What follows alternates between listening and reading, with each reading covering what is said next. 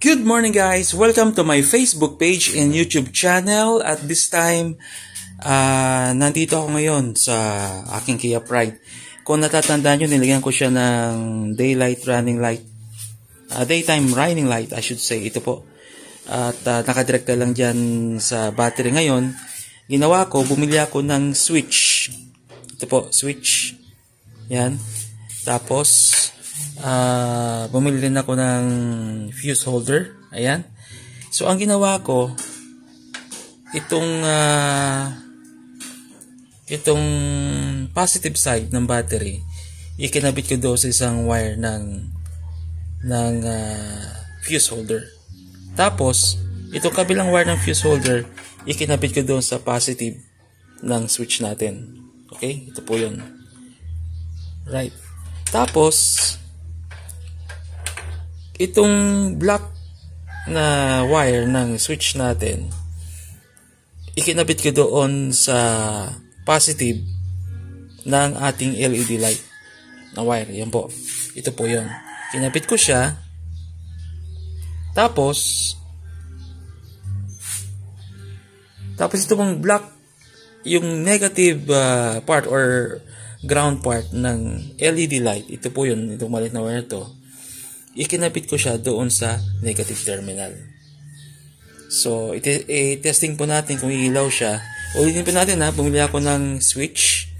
Itong switch, meron siyang positive. Okay, may negative.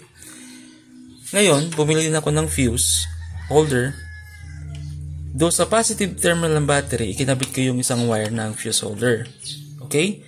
Yung kabilang wire ng fuse holder, ikinabit ko doon sa positive side ng aking switch. Ito yun.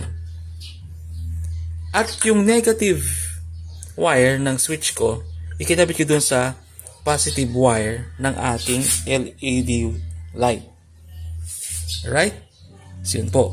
Ngayon, yung negative wire ng LED light ko, ikinabit ko doon sa negative terminal ng battery ko.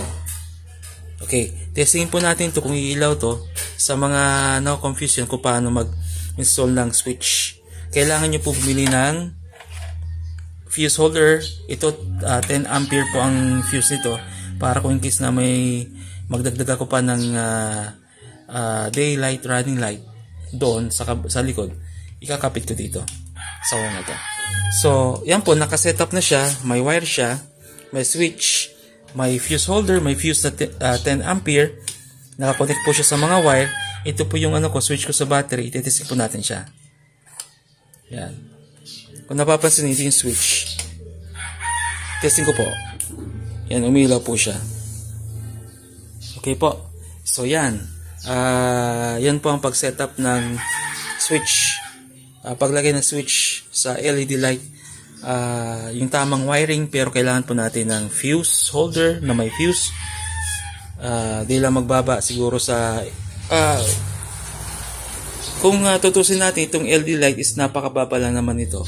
Yung 10 ampere is sapat na yan, mataas yan para dito, kaya hindi po magkaroon ng pagkasunog ng mga wire. So i-off po natin. Yan po.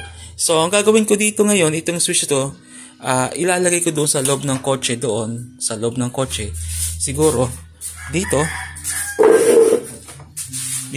ko siya, dito may mga switch na. Ang bala ko dito po, tatanggalin ko isa dito, o ito masisinong dito, tatanggalin ko yan, bubutasan ko siya at dyan sa gitna, at dito ko ilalagay yung switch para dito na lang siya mag-switch.